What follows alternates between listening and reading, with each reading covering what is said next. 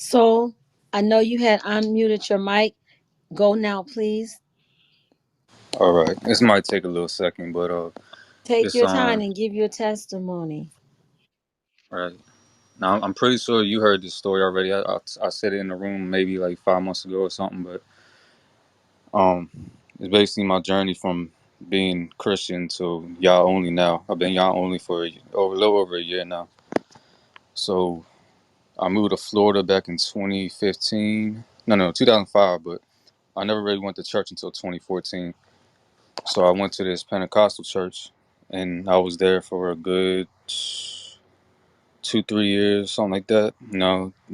The usual stuff, the speaking in tongues, blah, blah, blah.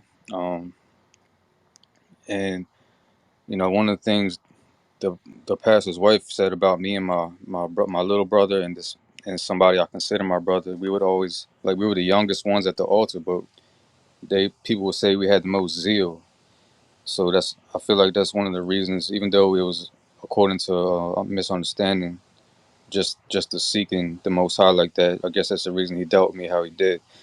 And I know I know nobody really believe this story I'm about to tell, and I don't care because I wouldn't I wouldn't believe it either. If somebody told me, it's crazy. I'm gonna I'm gonna start. One of the things that led me out to church. My little brother in December 14th, 2016, he died, 21, and his funeral was the 20th, and we had went to the restaurant. Me and him both worked at the Shores Resort and Spa in Daytona. So the night before his funeral, we went to eat, and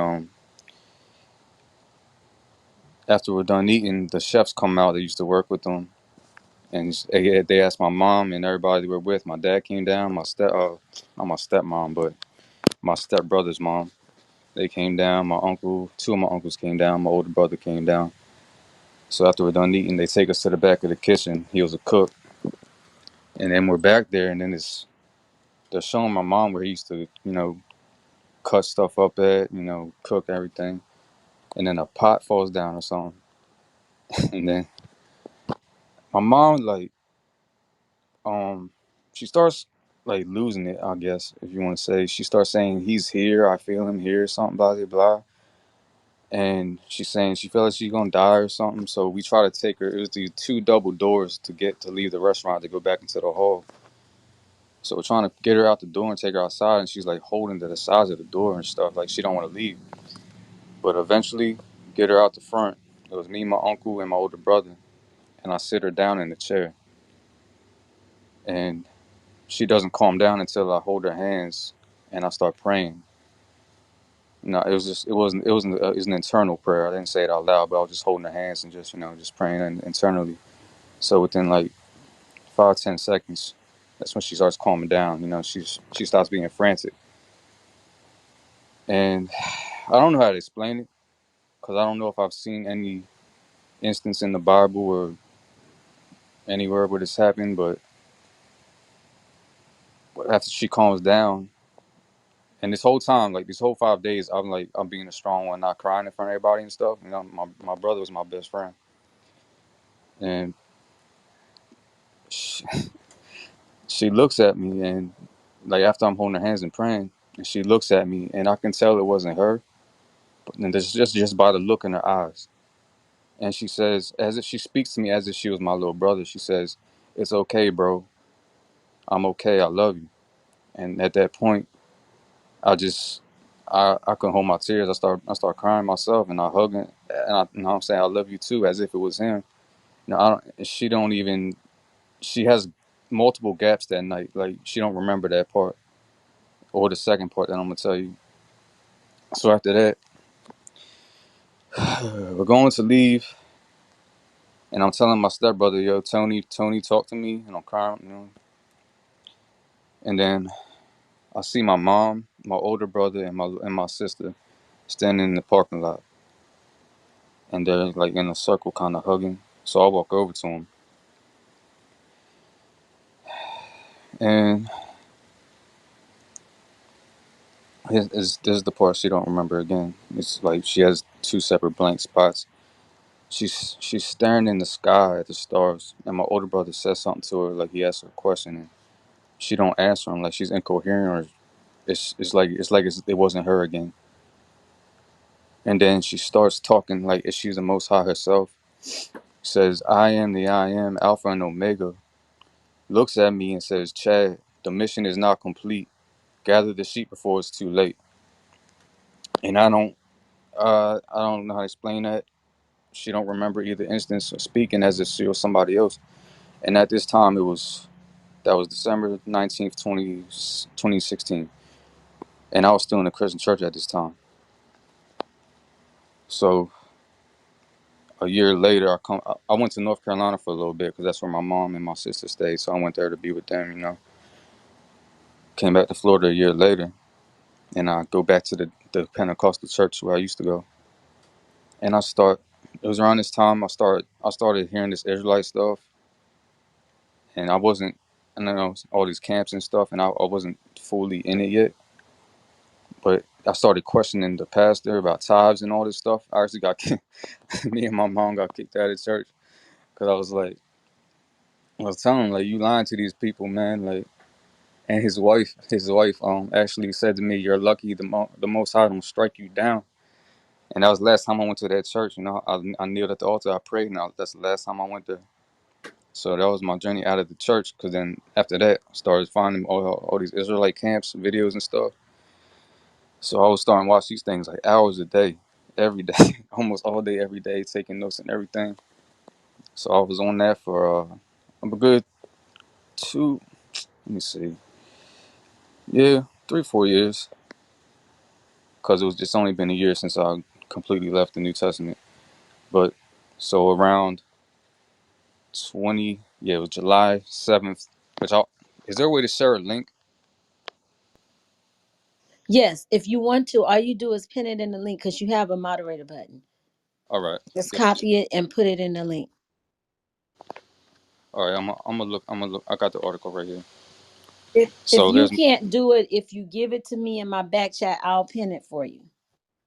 all right. So this is leading up. This is leading up to the second part of the story.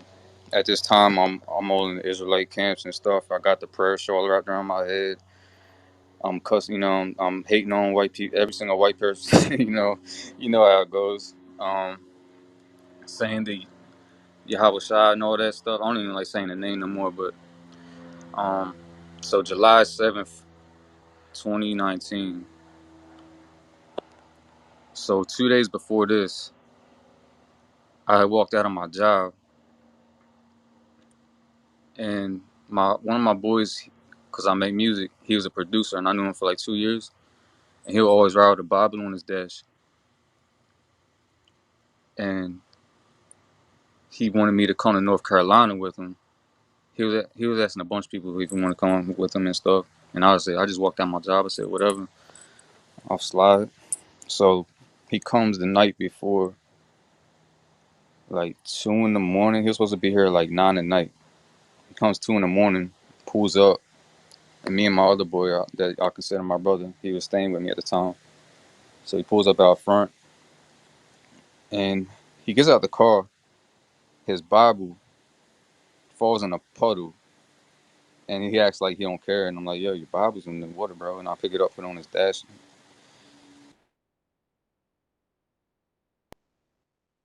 We can't hear you, so Last part, you we can't. We can't. Okay, now you left up at the part where you told him he dropped his Bible. yeah, yeah. So can you still hear me? Yes, I can hear you clear. Okay. So I pick up his Bible, and then we start talking about. He starts telling me like I firmly believe it wasn't him or like so he because after I don't even want to actually yeah I'll tell him now because he ended up dying in the situation. But after he died, I figured out his what was it? His best friend's mom told me that they would his grandmother would take him and his brother to a root worker or something like that. So this is why I feel like he got in some weird stuff and it wasn't really him speaking to me. But after I put the Bible up, we start talking about. He starts talking about leaving the Matrix, this type of stuff. He feel like his brother wasn't his brother anymore. His brother's gonna have 500,000 in 10 days or something, which his brother is making a lot of money now, which I don't understand. Um, so this is the part where he looks at me. He's like, and I feel like it was a demon, but I can't really explain it. He says, "Let me see your eyes," and he like kind of gets a little close to me and looks. He's like, "Ooh, they said you'd have those eyes," and I'm like, "Who's they?" And he didn't expound on what he said. So we was talking a little bit about other stuff, and then we go in my house. He ends up staying the night. He goes in my bathroom, and I don't know if it was his energy on him or something, but I hear this big old pop, and I guess somehow the pipe in the wall exploded. We had to get a plumber to come in 4 in the morning to fix it. Somehow when he came in the house, a pipe exploded. I don't know how to explain that part. And then if you see, and the plumber came, he said he never seen that before. Like the pipe looked like gator jaws, just like a mouth, like the way expanded out. It was like a shark mouth or something. I can't explain that part, but and then he's sleeping on my floor, like face down, like he sleeps on my floor face down with his arms stretched out and stuff. I don't know what that was about, but the next morning we get up and we're going over the Bible and stuff. We're watching Hebrew Israelite videos, and before we leave to North Carolina, he says to me, "Oh, I know who you are," and he never expanded on that either. I'm like, "What you talking about, bro?" I don't understand that part. Unless there was some kind of demon on that knew me. Some I really can't explain like I can't explain a lot of other things. But then we leave around 3 o'clock to go to North Carolina. 'Cause that's where he's originally from. We driving up, and I had an eerie feeling to get out the car once we turned on the highway to leave Daytona. Something, I had this eerie feeling, but whatever. Went up, got some Chick-fil-A. We ended up getting there around 11 o'clock, something like that. And he takes me around all these parts he used to stay at in North Carolina. And he tells me there's some bad stuff used to happen around here. And at the time, I had a 1611 KJV. I had all my in my bag. I had all my notes, my preset package notes, all that. Everything that was tailored around the camp's teachings and stuff. Riding around with the KJV on my lap, and we riding around these places that he used to stay at, and I could feel the bad energy around him. So we're riding around, and I started like literally riding around and praying and stuff. I got the Psalm 91 and stuff, and reciting that.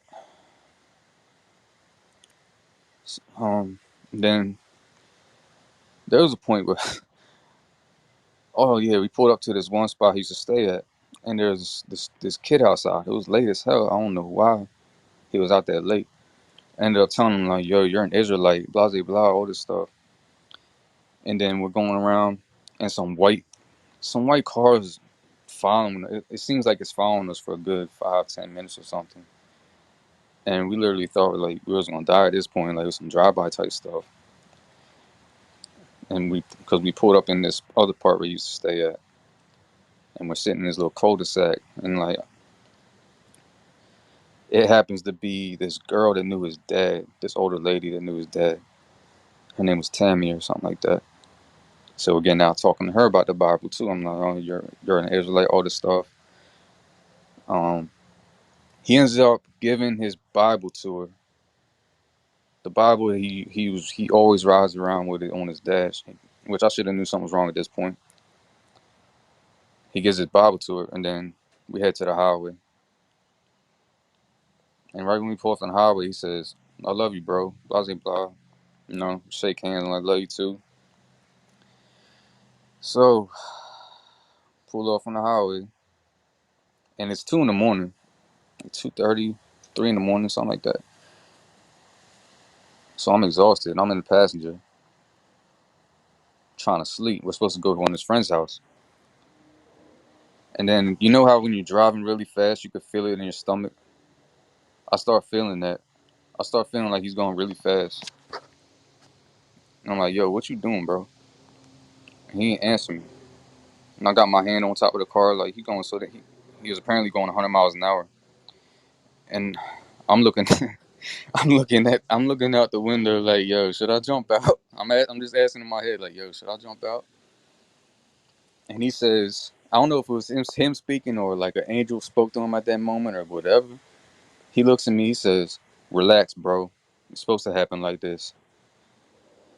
And I guess I was told that because they say when you crash and you're drunk and you're relaxed, you're less likely to get injured and stuff. So when I heard that, I was just like, I had a feeling what was going to happen. I'm going 100 miles an hour in a turnpike to the left. The speed for this turnpike is 35 miles an hour. 100 miles an hour, he does a quick shift to the left, right into a rail. As we did that, right before we hit the rail, I called on YaH. Like that's the name I knew at this time. I didn't call on JC. I called on YaH. That's what I screamed out. And I just remember the witnesses said we flipped twice.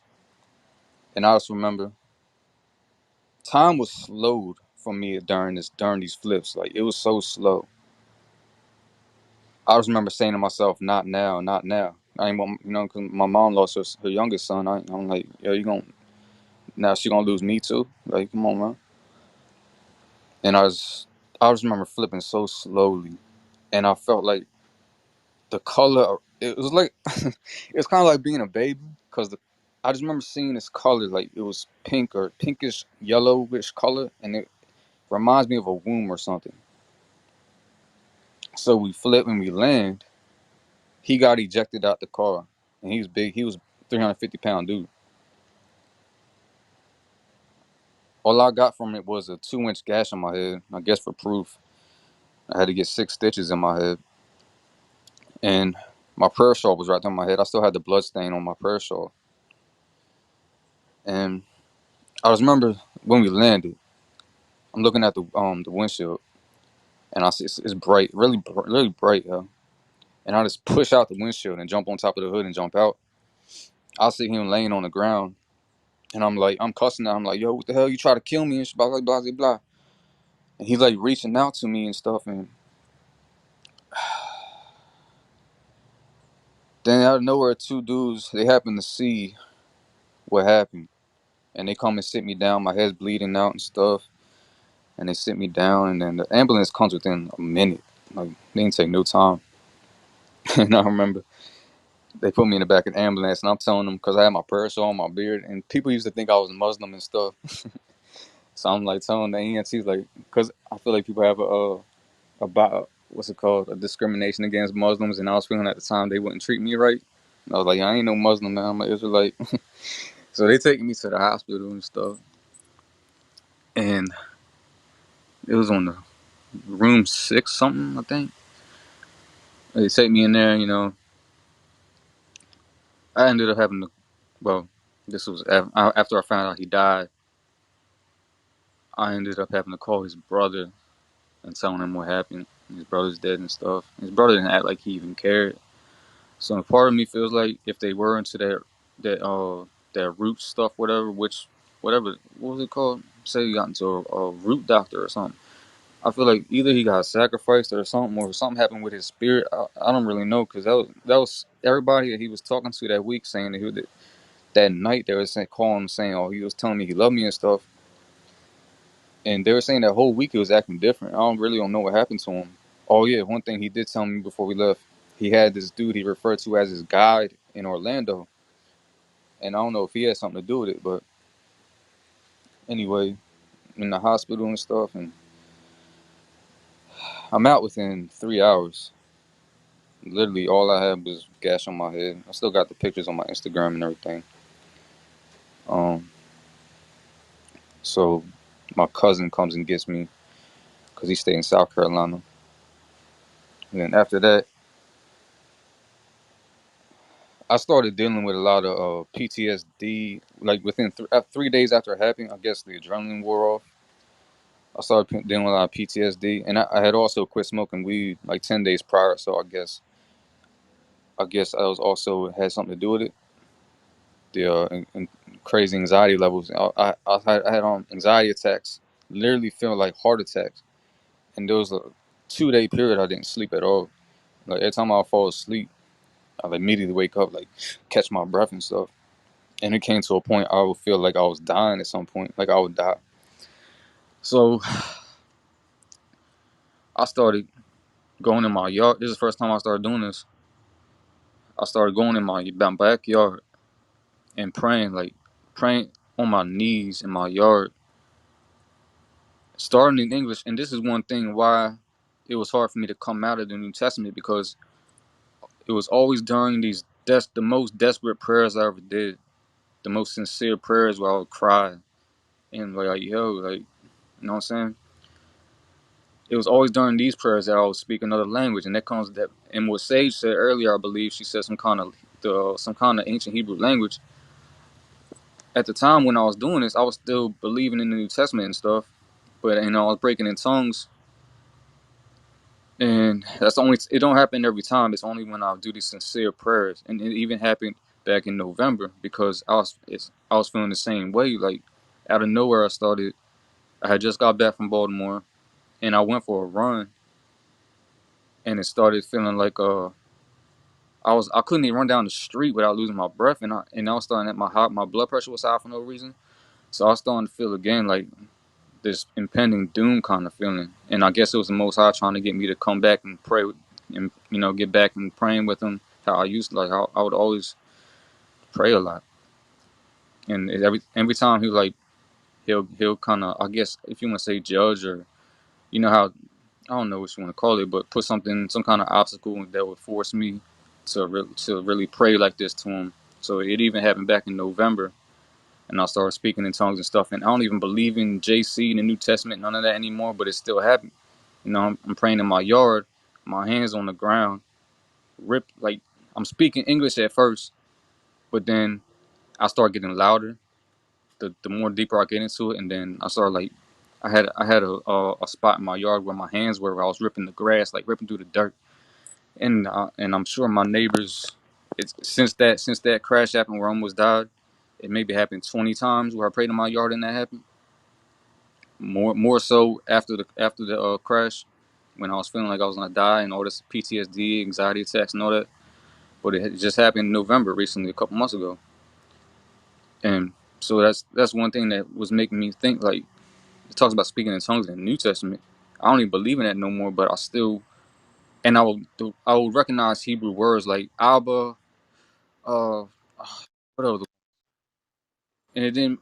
I would recognize like I was speaking Hebrew or Aramaic or something like that, and I couldn't explain it. But Sage said I guess that it happened to her too. So that's one thing that made it hard for me to lead the New Testament speaking that language or whatever.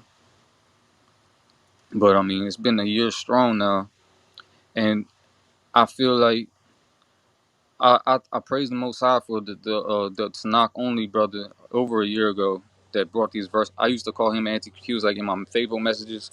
I was all giving the same arguments like you're an antichrist, blah blah blah. Same things people tell me now, and I wish he didn't I wish he didn't block me so I could thank him for bringing those verses out, and it really led me to really study more, look into Hebrew more. And it took me months of prayer because I felt my salvation was tied into believing JC. That's what they tell us since birth. We're told if we don't believe in them, we can't even question them. You're an antichrist, you're evil, all this stuff. So it took me months of prayer. Like I'll cry, I'll pray and cry. Like just give me truth. Like I don't even care what I have to let go. Just all I want is the truth. Just let me know and don't let me be deceived. You know, lead me, guide me in the right direction. And I prayed that several times over a couple of months. You know what I'm saying? And I was studying my ass off, and I just I just kept getting bombarded with these different scriptures that Language out. I into with these different. videos, blase, blah. And I just kept, kept seeking, and it came to a point where I couldn't deny it anymore. I was like, man, I'd be stupid to not accept what has been brought to me. Like either he's leading me astray when I keep praying to not lead me astray, don't let me be deceived, or he's waking me up. And I still to this day pray, like if I'm wrong, correct me. If I'm on a wrong path, guide me to the right path. And I'm still where I'm at right now. So I feel like at that point where I don't know, I can't explain him speaking to me through my mom that night and telling me to gather the sheep for it's too late. But at that time, I thought I knew what it meant. But now I feel like it's me. I'm supposed to tell people to get them, get them out of the New Testament. Basically, that's the only way I can explain it. Because why would he lead me through all that and deal with me how he dealt with me, and I'm at where I'm at now. I can't explain all that stuff. I don't know what to call it, and I don't care if anybody believes me or anything, because it is crazy. It sounds crazy, but it is what it is. I believe you. I believe you too. It's divine, and the divine is moving in us all. It's prophetic, and I believe you wholeheartedly, brother. And I thank you, the water, for your testimony. This is powerful. I give all praises to the Most High Yahweh. And Brother Soul, the Most High put it on my spirit to reach out to you. I didn't know why, but I had to be obedient. And it was as if the Spirit is saying to for us to encourage one another. I think it's a scripture that say the carpenter encouraged the such and such, and the person held up the hammer, and each man encouraged the other. We're supposed to be encouraging one another. We have been through the fire. What he say? The chosen in the furnace of affliction, and those crying out and those pains and those agonizing things the witnesses see and behold, and you cry out, and then that spirit takes over. I would love to pray with you in the ancient language whenever possible. The Most High put it on my heart about a minute ago to start praying 3 times a day facing our land. Now, I just say 3 times a day because there's different people who say where the land is. But for me, I pray where the sun rises, and that's towards the east. And we say where our land. So that's my direction. But when we pray, and that is a gift, and it's been given. I'm seeing it pouring out. There are many people that are speaking this language, and they don't know what it is. And some, I remember, I was speaking Aramaic, then Hebrew. It flipped. So there are some people who maybe speak a different language now, but their language is about to flip. It's about to be we're all. So yes, people got foul language. We got the language of our oppressors with cussing, profanity, whatever that may be. But when we all speak as Zephaniah 3 and 9 say, he shall return to the people their pure and holy language. And Hebrew is the holy language, and we will all speak that language, the remnant, all of us. So we're all going to speak that holy language, and there will not be any profane words. It will be words of love, praise, and encouragement. Praise Yahweh, for his mercy endures forever. Yeah, and I needed that message. I took it the same way that when you sent me yesterday, I think it was, as like confirmation. I was like, because yeah, I know he expects more of me, and I really, I still try to pray and out. Like these pastors say, God spoke to me today. He spoke to me yesterday. I only claim that he spoke to me one time that night, and I still pray for him to speak to me again. Just like give me a list of something to do. Like what does that mean? Gather the sheep for it's too late. Like tell me where to go, what to say. Give me tell me my mission. I know there's more I need to be doing. And yeah, that message really helped me. You know, because I know I need to be praying more. I need to be because I've been focused on trying to do some things, even though my heart's in it for the right reasons. I'm trying to secure stuff before all this crazy stuff goes down. But yeah, that message really helped me though. Praise Yahweh. Praise Yahweh. Powerful. I know SOG, Brother Shalimar, Michael, Yashami, Sister Katria, Tiffany, Sister Divine.